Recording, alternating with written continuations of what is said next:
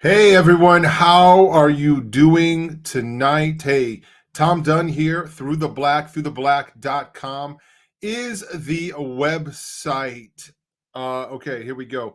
Next week, of course, the conference is here. We have planned this out for months. It's going to be here next week. Guys, I just want to say I'm getting on here to do a few announcements, and we're going to get into the show tonight. We have a very special interview. Okay. So the announcements are this, throughtheblack.com. That's the website. That's where you can still go and get registered for the Out of the Darkness conference. Okay.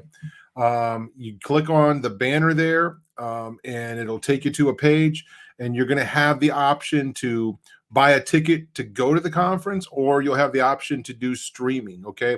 All the information is there. It's pretty easy to figure out. You can go there and check it out. So, guys, we're going to be taking a break. We're going to be, of course, we won't be here next week because it's the week of the conference. We're getting ready for the conference. All of those last minute details that we have to do. And then we're going to be taking some time off after the conference. Okay. We haven't really set a time to come back, but it's not going to be super long. It's not going to be months, but the month of April is we're looking at taking a lot of time off. Okay. Vicky's got some writing to do, and I've got some boots on the ground stuff that I want to do, some family time that I want to do. But all that's going to be happening in April. I will be hopping on the Through the Black live with my phone from time to time and touching base with you guys wherever I'm at, whenever I can. Okay. And then I'll let you know there when we're coming back. You can also look at throughtheblack.com. Folks, in the meantime, we have weeks and weeks and weeks of archives, okay, that you can go back and check out. We even have years. We have years of archives going back, I think, over 5 years, right? So, yeah, there's lots of stuff out there. There's lots of other shows besides ours. We appreciate you guys so much. This is like family to me, and things have been different since last summer. I had a real hard time last year with the loss of Russ Dizdar, and it took me a while to get everything figured out and just to get focused.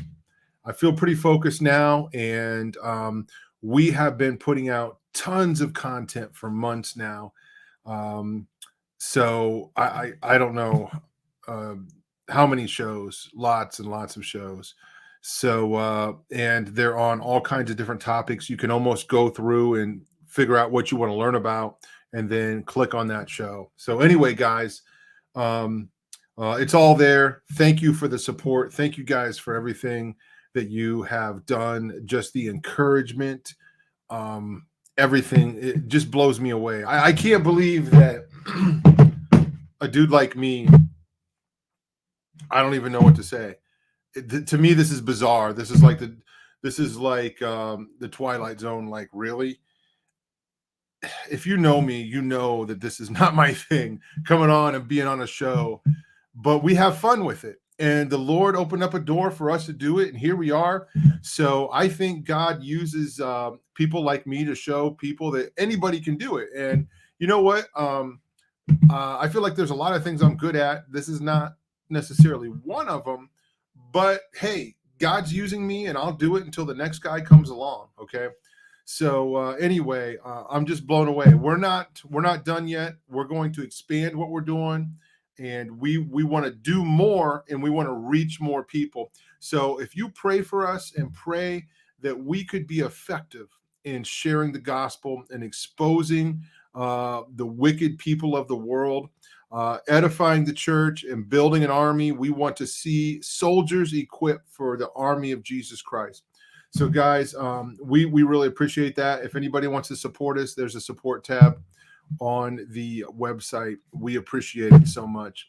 So, folks, I remember quite a few years ago, it was a Saturday night, the first night that I saw the Hampstead videos of the Hampstead children just disclosing all of the information. And they probably weren't out for very long, because those things spread like wildfire once they hit the internet, and they were leaked without the knowledge of the mother. And I, if those videos had not been leaked, I don't know. I don't think we could have woken so many people up as we have. Folks, this video, this interview that I'm getting ready to show you right now has been a long time coming, and it's it finally happened. There was a lot of just kind of maybe hesitation behind the scenes from Ella, and it was difficult for her to come out, but she did. And even the night of this first interview, she was sending me a message saying that she didn't want to do it. And I told her, I said, it's up to you. I said, but we're kind of running out of time, because we wanted to hit a deadline, and we wanted to have the videos out actually starting tonight and tomorrow night. So she said, okay, we'll do it. And what we ended up getting, I feel, was just so incredible. Okay, some really cool things happened. I want to hear what you guys think. Okay, tell us what you think about these interviews, and we're gonna look for your comments, and not in the live chat, but also in the comments below. And where were you at when this happened? Do you remember when you first heard the story of the Hampstead children, when you first saw those interviews? Very compelling, very powerful. And here is Ella just sharing her heart and telling us what it was like to be there, and to kind of, deal with it from her point of view. She talks about the time that she had to escape through the back door to get away from the police because they were coming to arrest her. And she doesn't know if she would have been able to fight for her kids if she was in jail. So who knows what they would have done to her. So I don't blame her for running and doing what she did. She has she's been on the run for quite a while, but we were able to get her to sit down and do an interview with us. And guys, we're hoping that you share this. We want this information to go out there and to spread like wildfire. This case is such an important case. Okay, there's really not been a disclosure like this. For years, foster parents, psychologists, children's psychologists, and what they call carers in the UK have heard these stories, and they've told those stories to us secondhand. Now, when we see Elisa and Gabriel, we see those stories firsthand. And also we can really hear it firsthand from Ella. So guys, here is part one of the interview with Ella Gariva, the mother of the Hampstead children. Let us know what you think, and we will see you tomorrow night after the interview. The show is over. So God bless you guys. Hey everyone, Tom Dunn here with my co-host Vicky Joy, and today we have a very, very special guest. This interview has been a long time coming. And for those of you that are familiar with this show, you will immediately recognize our guest today. Of course, we are talking with Ella, the mother of the Hampstead children. Okay. And this is a very, very well known case internationally. This is the story of the children who disclosed horrific details to their mother, and it's been quite a few years. It's been over 7 years ago now. So Ella, thank you so much for joining us. Uh, Everyone is anxious to hear how you have been doing. It's not like a 1 minute answer to that. I mean, as you know, the case kind of broke into the internet and went viral in February, March 2015, when children's videos and police interviews been uploaded without my consent, without my knowledge. And as a result, I had to run from the UK, from London, because prior to that, I was still in the legal proceedings. We will come to that later. However, that was legal proceedings in the family court. And I signed, by the request of the judge, I signed the non-disclosure agreement for the time of the proceedings, meaning that I committed not to talk to the public or not to make this case public until the trial is over. And because of this incident, that the videos and other important documents been uploaded on internet, it actually all came to me. It looked like I did it. I uploaded. So as soon as kind of became big and millions of views, there was an emergency court hearing which I did not go to. I decided not to show up because I felt like I might not come back from there. So, and I received the judgment from the court requesting me to remove all the information from online. Now, I mean, that was at that time, it was like I don't know how many websites and YouTube channels and blogs, and was full of this information. Everybody was talking about that.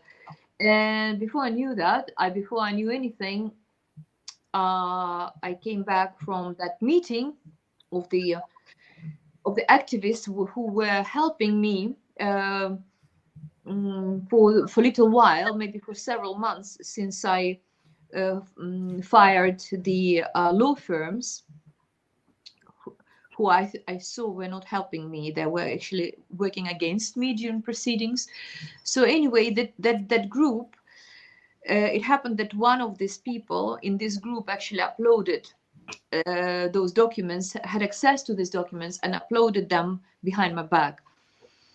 And so that day I was coming back home, and as soon as I parked my car, 15 minutes later, obviously it turned out that my house was watched, and 15 minutes later, a bunch of police, like a big van, I don't know, maybe 10, 12 people, of people in uniform and in civilian clothes, appeared at my doorsteps, who were threatening to force entry into my house. So they wanted to speak to me, and lucky enough, I had a barrister, I had a lawyer with me, just purely by chance. And who started to talk to them and kind of held them back, asking them whether they had any warrants. They didn't have any. Well, first it looked like they had warrant, then it turned out they didn't have warrant. Anyway, to be honest, I've lost my cool at the time, and I thought, no, I'm going to leave. This is just too much. So, so I went through the back garden. It was quite an easy way to go out. And so next day, I left London, and that was it. I haven't been in the UK since, and I haven't seen or heard from my children since as well. And I mean, this. It was very difficult few years really for me, and this whole time of this first half a year since the children were snatched. And what happened on the 5th of September 2014, I reported the case to the police, and on the 11th there was supposed a second interview of the children, and from that interview, children were taken away. I've been given my interview in a separate room, and that was it. Children were taken by the social services from that interview, and I only saw them several times since, under the quite strict supervision. It was like three people in the room, two police women and one translator woman. I had to sign an agreement not to discuss anything really apart from general topics about, the dog, the grandparents, and things like that.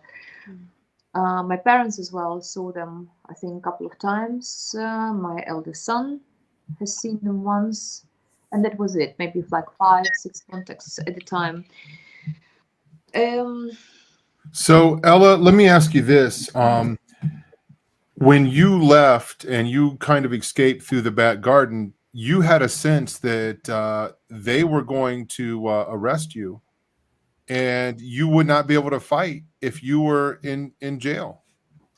Absolutely. Is that correct? Absolutely, because I saw even during this whole proceedings, I saw already where it was going. They were pushing for the agenda of making me look like I was crazy. I was insane, and I was mentally unstable. And yeah, so, and when the police arrived, actually there were two people with medical kits. So I mean, it was obvious. Their intentions were quite obvious. Yeah. And oh, by the way, I would like to actually take the opportunity. I never said hello to anybody, and definitely I would like to say hello to everybody who is watching this show, because I mean, if it wasn't also for the support of the public and for the people like yourselves and many others who've been supporting me through this time as well. Well, of course, apart from my family, apart from my loved ones, I don't think I would actually made it, and I would not been able to make such a huge progress in the case as well. So all this time, since, well, anyway, I guess we're going to come back to that. But what I want to say is, even though I haven't been speaking publicly about the case, I didn't give any interviews for the last, I would say, 6 years. I haven't been just doing nothing. We've done a lot of work, but this we can discuss. Well, yeah, Point. you have done a lot of work, and we have seen the website Hampstead Exposed, and we've seen Document A, and there is a very detailed information about the case and what you've been doing, and just kind of explaining stuff. It's really a lot of information on there, and it kind of lays out just all of these things. How long did it take you to put that together? Um, well, this particular document, which you're going to find on the website, the centerpiece is so-called document A. I mean, it's a bit, I mean, it's just text, to be honest. It's not a very entertaining website, but I wanted to make it very factual. And but this particular document, it's actually a legal document that has been submitted to the International Criminal Court in Hague 2 years ago. And yeah, so I decided to publish it because it contains um, it's very factual, and it contains new evidence on the case as well. So, and I thought, you know, right now there is a big attack on on the front of on completely covering this case up. They want this case to go away. So there were like some interviews appeared, some all the agents got activated. There is also number of the websites actually active again. There are a lot of talks on TikTok, on YouTube, everywhere really. And we suspect that was caused by this website. And besides, in there, I'm actually asking people to act, to actually make their contribution towards rewriting the history here. I mean, rewriting the law, because what happens, you see, our legal system, I'm talking about the UK, but I think it's actually goes for all Western countries, you know, the States, Canada, Australia, New Zealand, majority of the countries really, which treats children as minors. Therefore, considering the children as giving children minor sort of minor human rights, treating them like they are not full humans in a way, and this has to be changed. And you see, Hampstead case is not only the case concerning my own children. I didn't choose this role. I didn't wish for it, but I found myself in it, in the midst of it. And I would say that it's actually everybody's concern in the world. Every person's who's concerned, who's got the children, who's got the grandchildren, all our children are in imminent and immediate danger. No exclusions here. All our children right now in danger. And as we know, what happened during the last 2 years as well with this pandemic and everything, you know, about the enforced vaccination and everything. We know that, I mean, none of us are safe in this world anymore. So it is up to us to actually claim our human rights here, because there is no human rights anymore. No, and we agree, and that's what we talk about on this show a lot of times. Vic, I'm going to give you a chance here to ask a question in a minute, but Ella, I want to ask you, just to kind of go back a minute. It's been just a crazy roller coaster ride for you for years now. And you said the original, when this came out and hit the public, it was 2015. That was 8 years ago, you know, pretty much right now that this was happening. Can you just kind of share with us, like, when your children, when Elisa and Gabriel first disclosed, how did you feel about that? Did you think this is crazy, this can't be true? What did you think when you first heard what they were saying? And I mean, it included some really crazy things about babies and babies being killed, and rituals in Satanism. Yeah, I mean, not everything kind of came out at once. it was kind of gradual disclosure. However, when it was hit, I was in shock. However, strangely enough, I felt relieved, because all these years prior to that situation, I knew that there is something incredibly wrong with my children.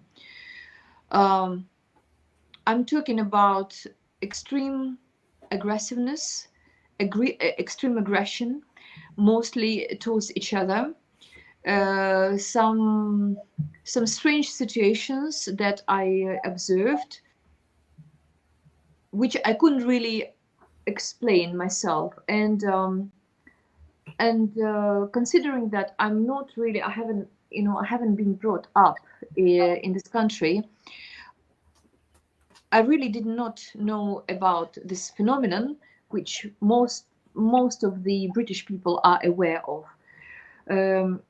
So this kind of idea, this kind of concept. First of all, I was not even aware of the existence of it, of such thing as satanic abuse, or even like sexual exploitation of the children, trafficking, children traffic, organ traffic, none of that really. So this idea would not even enter my mind, where I explore everything, what might be wrong with the children. I've been to the psychologist, I've been to everywhere, to parental courses, improving my own parental sort of abilities, and especially the last several years were quite. I mean, from the beginning, children's lives, and mine included, was quite dramatic, and we were living, all of us, under high stress the whole time. I mean, there were proceedings between me and Diamond for about 4 years, since I realized there was something very sinister that was going on during his contacts with the children. And there was domestic violence as well, quite severe cases, and this is how. So since really children been very, very young, there was obvious there was something going on in the background that I'm not aware of, and I wasn't quite sure what it was. And everybody, even who would come to our house, people like friends, everybody noticed that there was something not quite right with the children. On one hand, they were beautiful, playful, very smart, very articulate, incredible children. I mean, they still are. I'm talking about back then, when it was all happening. However, there was something in their behavior, in their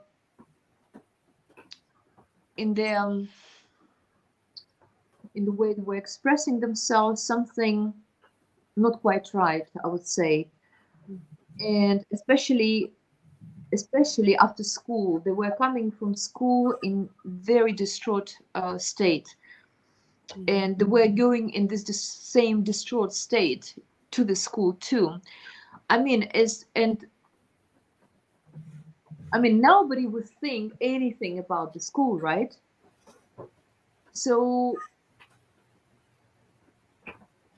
and at the time, just a bit earlier than prior to the events, like 3 months beforehand, Abraham arrived to the scenes, and as we started to see each other, he was even questioning children quietly whether I do something wrong to the children, because from the outside view, there was just me, children, and school. For a couple of years, Damon wasn't even there, or officially was not able to see his children. So all this, when for the first time children started to talk about it, in fact they were caught doing something. They were touching each other sexually, and Abraham noticed that, and he asked them, who taught you that? And they said Papa, which they're dead. And this is how it all started, and I was in shock. However, on the other hand, as I said, it was kind of relief, because finally it was all in the open. Finally I knew what actually was wrong. And then from then on, for 3 weeks straight, one by one, sometimes quickly, sometimes slowly, because children are heavily programmed, and they were really going from one extreme to another. From one time talking a lot, disclosing a lot of details. On the other hand, they were so scared, so horrified, they could not talk, they could not say anything. They started to create all kind of problems, twisting the facts, lying, or trying to get out of it. There were on a few occasions when Lisa was trying to get in touch with the dad. So it was pretty dramatic time. We were hardly sleeping. And when it came to the point when we knew that children were taught to kill by their father, and they experienced this a lot, it became obvious that it might be that we're not even safe, and especially the details they gave us. Yeah, it was pretty dramatic, I would say. I hope I answered. Yes. Go ahead, Vic. Yeah. Well, I mean, before I launch into my question, I just want to say to you, Ella, and to anyone watching that, for those not familiar with the case, especially like in Document A, the way this was twisted, and the condescending things in these reports about your involvement or your mental stability. I look at, if I just had to encounter one tentacle of this trauma, like imagine any of you listening to this leaving overnight and never returning to your home. Imagine losing contact with your children. Imagine hearing how your children's innocence had been taken. That alone, Ella, that you're standing here articulating this, still have the physical, emotional, mental, and spiritual strength to be fighting just as hard for your kids now as you were years ago. That is all the evidence I need to just see what poppycock all those accusations are, like the mental and emotional stamina that would be needed to be where you're at right now. So I just commend you for that. And there are people that watch our show and that are going to be listening to this show who are going to be strengthened and encouraged by you, because there's going to be adults watching the show who went through things very similar to what you're going through what your kids went through. And to see that there are moms that genuinely love and are fighting. We're fighting for them. I hope this brings healing to the people that are watching. But one of the things that I was curious about when reading through Document A was, we know that there were other kids at the school involved, and these 18 other, at least, probably more if we knew the whole story. But when you fought the system, and I realize I'm coming at this with an American perspective. We're all about justice and fighting for our right. We have this sort of like roar about us with everything. But a lot of times, once the person who has the courage to expose it the first time speaks up, other people will start piping up too.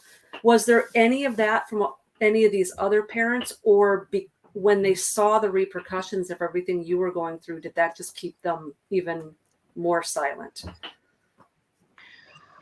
I cannot tell you how many messages and how many emails I received through all this time, especially in the beginning, by the mothers who were in similar situation, by the witnesses who knew the mothers gone, children been taken, and mothers been taken, put to jail, and some of them who wouldn't shut up even there, they were injected to death. Just recently, I received a message through social media by a lady who was abused exactly in the same way, together with her brother, and the brother, being adult, started to talk about this publicly, and he's been killed in very strange circumstances. I mean, he was murdered. Mm-hmm. So this phenomenon is so huge, you cannot imagine. We don't even grasp how big that is. And think about weapon, the industry of the producing weapon, the wars, which never been stopped through the whole time. We are been living perpetually and continuously. We're in wartime. The war on this planet never stopped for a second. The drug industry, the pharmaceutical industry, all of this included, all of this combined, child trade is bigger than all of that. Now, it's becoming so big that you can actually go in certain marketplaces that are selling pieces of furniture or some other things, some other objects, and in fact, these are children that have been sold. The dark web is enormous, with all the child porn, all kind of child porn available. I mean, we're talking about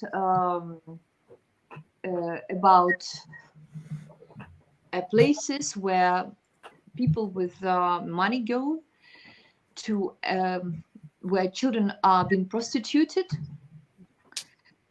I mean, it's just so widespread, you have no idea. I mean, there is about million of the children around the world a year is missing. I think it's like 800,000 in the US. And so there is a specific statistics like 37,000 in Russia, 18,000 in Ukraine, all Western countries, and of course, third world country is completely crazy. India, Africa. I mean, small children. I'm talking about up to maybe 6-7 years old, or even more. So it's something that they don't tell us. They don't tell us on the television, on radio, anywhere. But this is what's happening. And if you start to research the subject, which I had to, started to research all of the subjects, including harvesting of adrenochrome, which is harvested from the alive humans, alive children.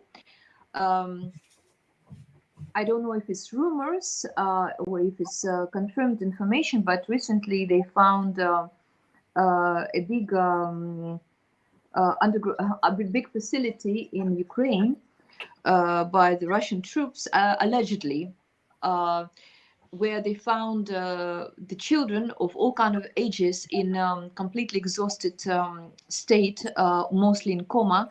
They've been put in coma artificially and only taken out of it to be traumatized and to be used as milking cows to harvest adrenochrome. So I mean, this is not a secret anymore. It's people know about it, and people know about all of that now. It's not something like like they say 8 years ago in this judgment of Judge Puffley in the family court, which they moved. You see, they moved the case that's supposed to be to be tried in a criminal court. They diverted in a family court. So it looked like it was a custody battle over two visits, over two times a month contacts with the father. This is how it was all kind of turned around. And when people saying that, like now I started this legal campaign and to take actually the case back to court, to the proper court, people asking me, well, you've been to the court. But the truth is, I was not. It was in the family court dealing with the case. The case was closed. Children been taken from me. A week later, they were made to lie and to retract, which in itself is not a reason to close the case, to close the investigation. In fact, it was another reason to continue investigation, but it was used to close the investigation. This is in spite of the medical examinations of the children by the group of experts who were actually hired by the police. It was the head of this department of the oh my gosh, I forgot the universe. It was one of the biggest hospital in the UK, and the lady she's got like 26 years experience dealing with the sexual abuse. So, and she categorically concluded that children were sexually abused with a blatant force. So, we're talking about pretty hardcore, hard facts here.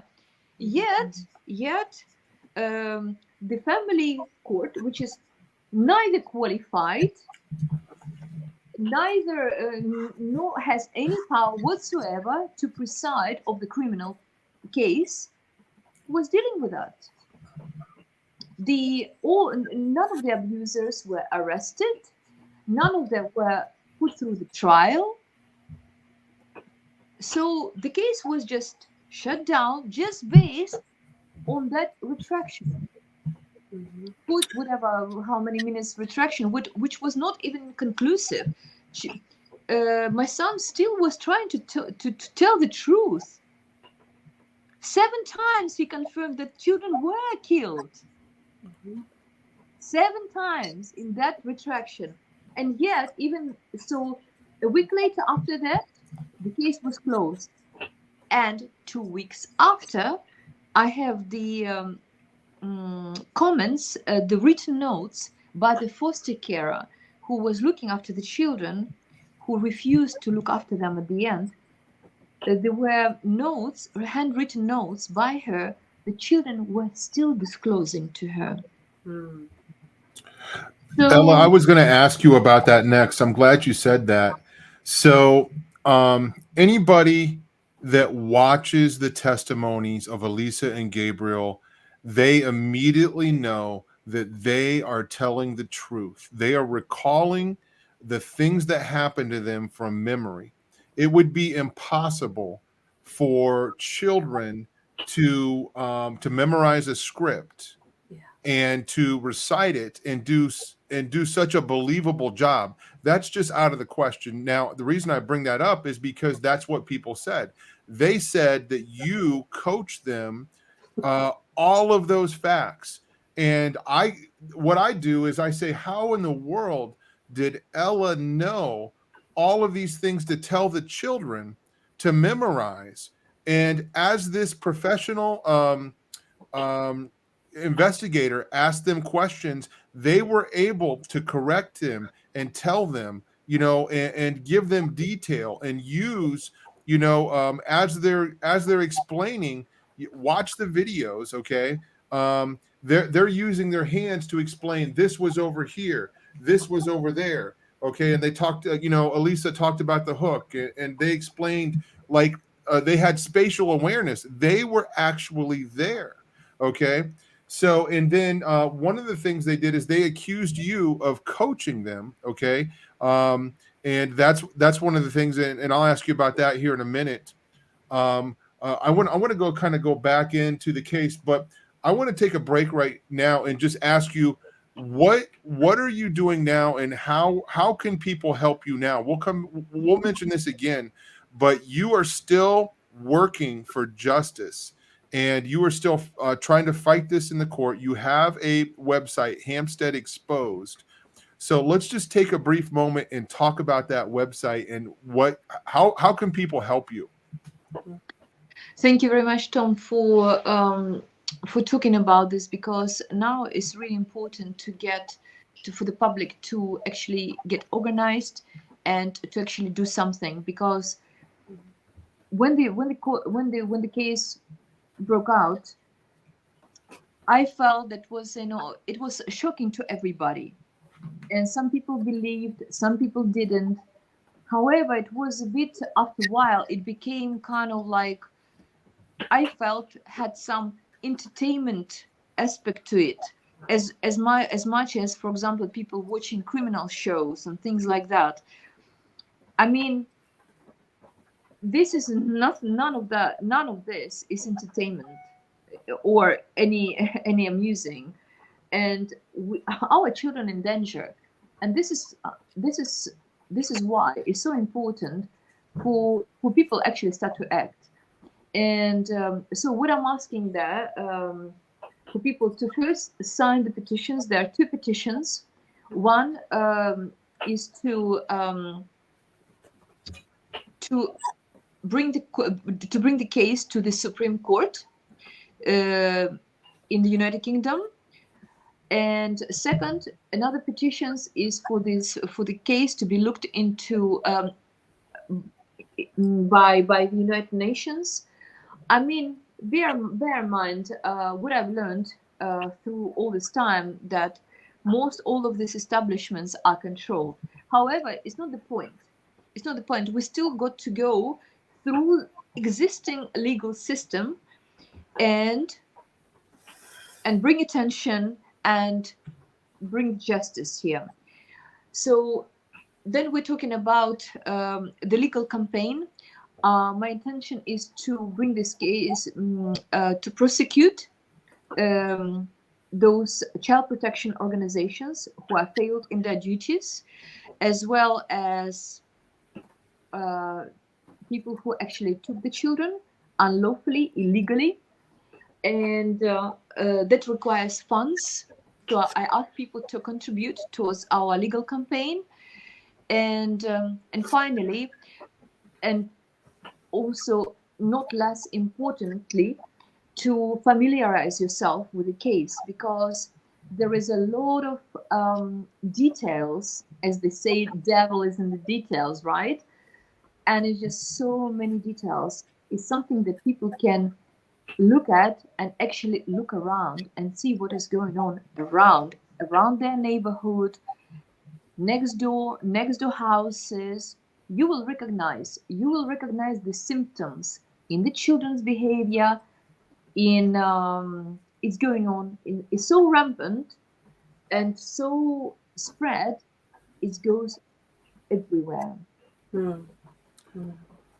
Wow. Yeah. Well, folks, all of those links are going to be in the show notes, and you guys you'll be able to click through, see how you can support Ella, sign the petition. Now, let me ask you this real quick. Who can sign the petition? Is it just residents of the UK or anybody? No, actually, it could be international community who can, anybody who sign it, because this case became international. I myself have dual nationality, as well as my children, so it's already that involved. And look, I mean, the same cases have been in the States for the last, in 20 centuries. Is a similar case happened in France, very, very similar. Then it was this school. What is it? School is St. Martin's school. No, St. Martin's McMartin Preschool, yes. Yes, this is in the States. No, that was a school in Jakarta. In Jakarta International School, I think as well. It was very, very similar situation and happening in the school. And so, I mean, it's going on, and it's going big time. So, yeah, I mean, this is the time for us to put an end to it, because if we cannot protect our children, we have no future as humanity. We Yeah. have no, our future is finished. Ella, and what you said is so true. This is not just about your children. This is all of our children. This is all of our children worldwide are in danger. And we're not trying to spread any panic. We're trying to spread awareness, okay? To let people know that this is something that is happening, and it's neglected and it's ignored, but it's there. Vicky, go ahead. So Ella, our first instinct when things like this come to light are to call the authorities, call the cops, call the judges. But in many cases, because this is so rampant, we are becoming aware that a lot of times this goes all the way up into the highest branches of authority. What does a mother do when she starts to see this aggression and this strange behavior and these dots being put together, or the kids starting to leak information? It's really not safe to run to the authorities. They have a protocol for this in a lot of cases. What are the options for parents that see this happening?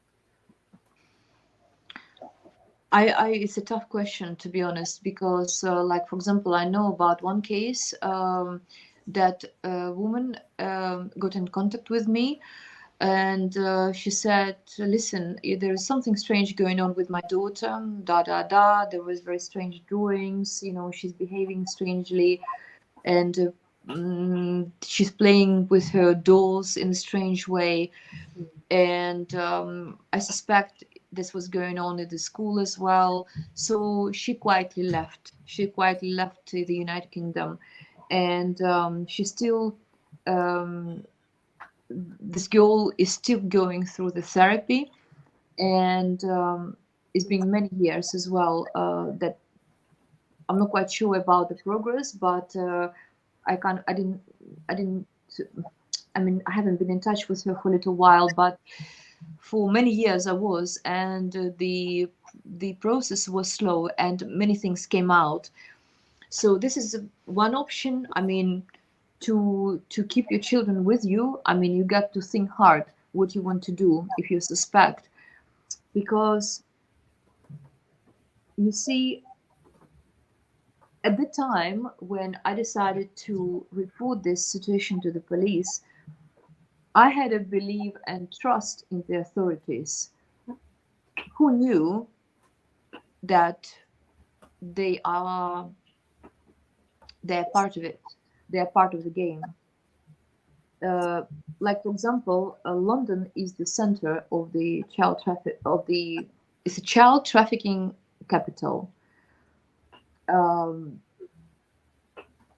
And as my children explained, the children from the social services been taken for the sacrifices.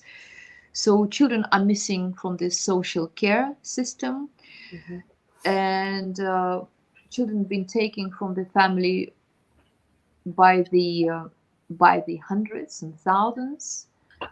It just, we don't hear about that in the news. Ella, there, and people can look this up for themselves. There are some documentaries about social services in the UK stealing babies from new parents. And one of the excuses that they use is possible future harm. Like, they will say things like, you could lose your job in the future, or you don't look too stable, so we're going to take this baby away from you. And what's so crazy about that, Ella, is Elisa, before any of these reports came out, she was testifying when she was asked, where did these babies come from? And she was the one exposed at first. She said social services take the children from their mothers. I mean, that's just amazing how Elisa, exposed where she gets the babies from. Okay, where the cult got the babies from, and before we heard really a whole lot of the social services kidnapping these children. You can look on RT; they have a couple reports on this on in the UK of this happening, child kidnapping. Anyway. Ella, there were so many parts of the testimonies that could be verified, okay, that the kids experienced, and again, you were shocked at first, and I just don't know how they could take all this evidence and do what they did, except for to understand that there was a cover up. Part of that cover up was to try to defame you. And almost all at once, several newspapers came out with headlines that were derogatory towards you, okay, and saying bad things about you, and you were upset because you couldn't get custody and things like this. And then they said that you coached the children, okay. Well, that's just ridiculous. Later on, you took a lie detector test from a third party to prove that you didn't do this. Can you talk about that? Well, there are a couple of things I would like to say about what you just mentioned. Well, first of all, you see, the whole social services, the whole structure actually been set up for that purpose, to supply children to the whoever pays for it. When it was first set up, it was set up by several people. Peter Wrighton, who was accused predatory pedophile himself. Then it was Barbara Kahan, and Barbara Kahan was wife of Vladimir Kahan, who was a Tavistock psychologist. So the whole establishment of social services, the purpose of it is that alone, to take the children from the families.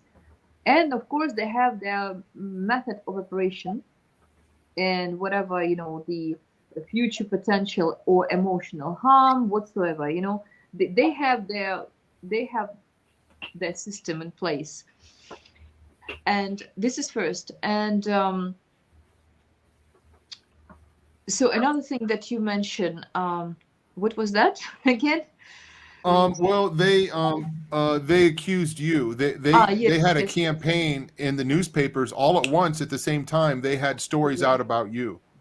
Yeah. They made a press release to the and gave it to the media the day after the judgment, after the trial finished. All the central newspapers were talking about evil mother coached their children, tortured, drugged, and coached their children in the custody battle. So actually, they done it again recently, like about several months ago. They did exactly the same thing, and I suspect that was followed the publishing of the website. So, yeah, I mean, they put. The question is, why so much effort to close the case, which is supposed to be a hoax? Why so much resources? Why so much agents? Why so many trolls? Why so many websites and blogs? And all of this to prove that this case is a hoax? If it's a hoax, yeah, hoax, it goes away. But it never goes away. And it would never go away until my children are with me. I love that. Ella, do you find there has been a lot of disclosure and awakening going on in the world in the last 7 years since this broke. And there are a lot of people now, if you check comment sections on a lot of the alt news sites, people understand and believe everything that you've talked about on this show so far. People believe it's happening, and they're in on the social services stuff. They're in on the adrenochrome stuff, with the whole thing with Epstein over here. And like, there's so many people that do believe it. Have you found personally that there's been a public shift? Like, do the people in UK have a different idea now? Like, oh crap, she was telling the truth because of all of the disclosure that's happened? Yeah, no, for sure. To be honest, you see, the kind of unique thing about this case is for the first time there were children witnesses who were talking very graphically, eloquently, and it's two of them. They were talking separately as well. Yeah. Repeating exactly the same details. They were talking to different adults as well, including doctors, police, social services, foster care. To myself as a parent, they were talking about the same story, and I feel that story, it was kind of the last drop or the last straw that broke the camel back, or whatever you say, but it definitely opened this can of worms, I would say. And people, want it or not, they had to look into it because it was so shocking. And I understand it was shocking, but nevertheless, you had to look. You could not ignore something like that. It was so obvious.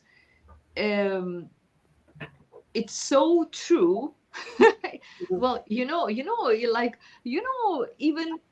you talk to someone who lies to you.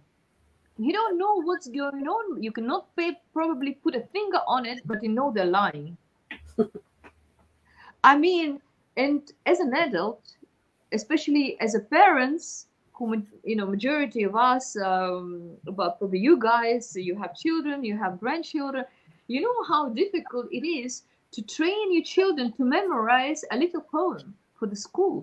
I'm not talking about the whole saga here, with all the details, all the intricate details, including the spots on someone's private parts, including a detailed description of how infant sacrifice was carried out, how the children's legs, how they were tortured beforehand, how the were legs tied up, how they were put upside down, the throat slit and so on, how it was drunk, what they were chanting, what they were wearing, the details, how the shoes was made of the human skin.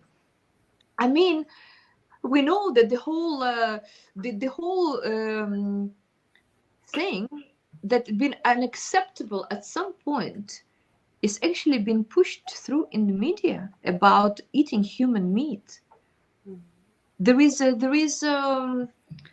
I recently watched the video where there actually human meat is being packaged as the same as like your steak or whatever. And where it's saying that, with the shortage of food, blah, blah, blah, it's very nutritious, it's good for you, and so on. It's been pushed into people's subconscious mind. People are, they don't realize they're programmed every day, all the time. As soon as you watch the television, you've been programmed. Not only through the television, through all other means, advertisement, everything. All Hello, of this. yeah. We We are definitely in agreement with you, and we talk about that a lot on this show. All of the TV shows that talk about cannibalism, and they make light of it like it's a funny thing. It's a comedy, right? We've seen these shows out there. It's I'll tell you what, it's just unbelievable, the disclosures of Elisa and Gabriel over being interviewed by a professional, interviewer from the police, and we know that this guy, cannot be trusted, and we can watch the interview and see him try to throw curveballs at the children and to try to get them to focus on something else, but they kept coming back and giving the truth and giving the truth. And then in your interviews, I think we call them the airport interviews, some of those where you guys are sitting with the children and asking them, and you can kind of, they're separate interviews, and you can put them all together, and they always come back with the same information. If there was a lie or if there was coaching, they wouldn't be able to do that, right? So I think people can understand what you said about trying to get children to memorize something for school is very, very difficult. So Ella, the interviews are out there. Our audience knows about them. They can go watch those. The details of the case, the court documents are out there. Okay, even the medical documents are out there for people to see. And I believe it was Dr. Hodes that determined that both Elisa and Gabriel had been sexually abused. Okay, no mention of that in any of this stuff. You are still, after all these years, this is 8+ years later, you are still fighting for justice for your children. And I appreciate what you said so much, where you said this doesn't end until these children are back with their mother. And I guess I want to ask you if you had a message to anyone in authority that could make a decision. What would be your message to the courts about your case? What do you want them to do? Well, the truth is, yes, the high positions in the police, in the court system, in all the child protection agencies, all of them, no exclusion. Courts of human rights, international criminal courts, all of them, they all been controlled. However, there are also good people in those places who actually mean well, and we know that how many police been who left the forces because they've seen what's going on, the level of corruption, and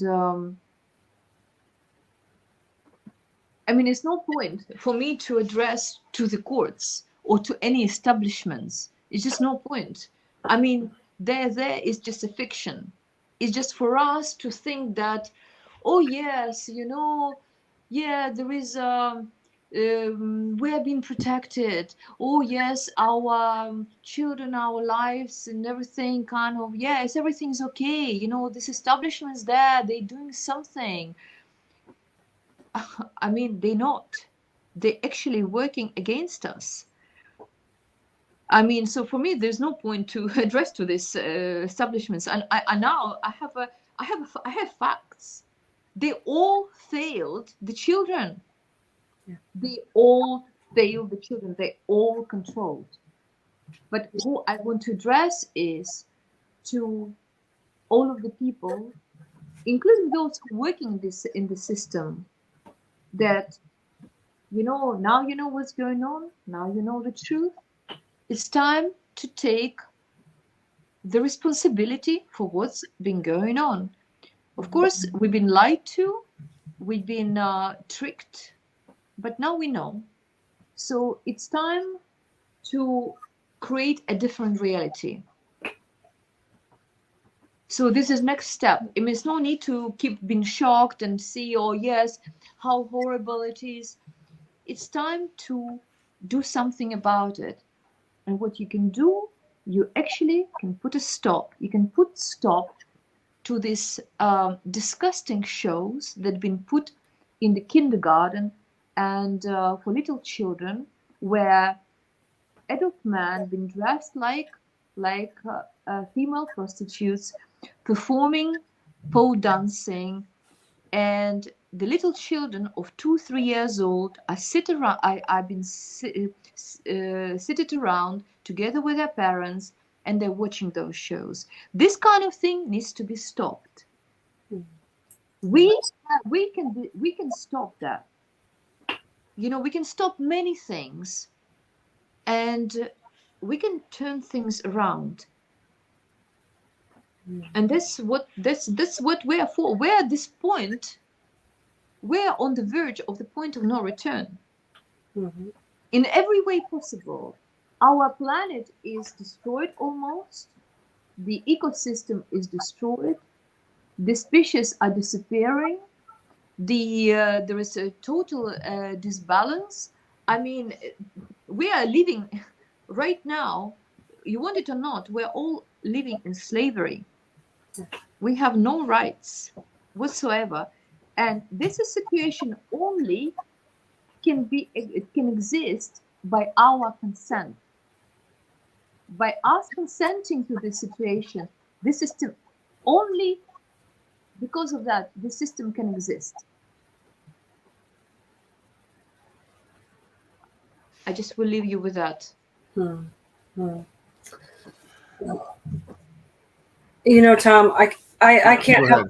I can't help but think of. I just want to bring a couple things in to this from a spiritual perspective. It says in Scripture that pretty much the worst judgment is reserved for those who bring harm to children. It would be better if a giant millstone was tied around the neck and they were thrown into the bottom of the sea. And so we know ultimately there will be justice done, but that doesn't mean we don't fight for it now here. But another thing I just wanted to point out, and Ella, I know you don't need any validation because you're telling the truth and you know it. The people who are lying know it because that's why they're lying. And I think general consensus, majority people, if they didn't have their lives threatened and they really had, if we knew their hearts, I don't think anyone really believes you're making this up. So I know you don't need any validation, but I just am thinking right now of King Solomon, who was the wisest man who ever lived. No one will ever be as wise as Solomon. Even the Queen of Sheba, who was not of the same religious persuasion, when she came and spoke with King Solomon, she said, all the reports of your wisdom have been underrated. You were even wiser than all of the rumors. And so we only have, as far as I know, one example in Scripture of a ruling that King Solomon made. And interestingly, it came down to the authentic love of a mother. That was the case. There was two mothers, and one of the babies was smothered to death at night.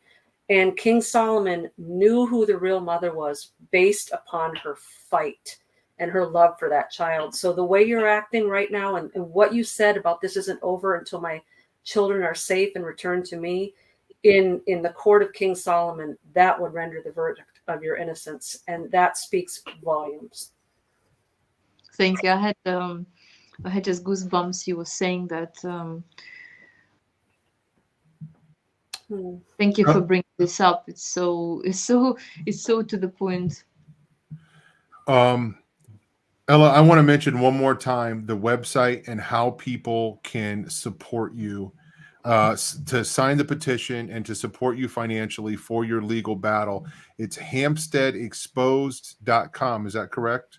Yes. And so every page has a little window with the you just can scroll down and there is a link. This is little window, and find the link to the crowdfunding campaign. And when you saying support me, no, it's you supporting yourself in your fight for our children, in Yes. our fight for our children, Yeah. because it's our fight, you know. This is how it is. The first time when we ever done it with Papa, the first time when we were little done it, we had feared so much. When you did what? When we killed a baby, first time. And You we knew killed the about it. babies? Yes. You yourself? With Papa. Papa holding my hand, he helped me. But he told me to cut the baby's head off. But he forced me to. I couldn't. He held your hands? He held my hand, yes. Like what? Show me. So this is my hand on the knife.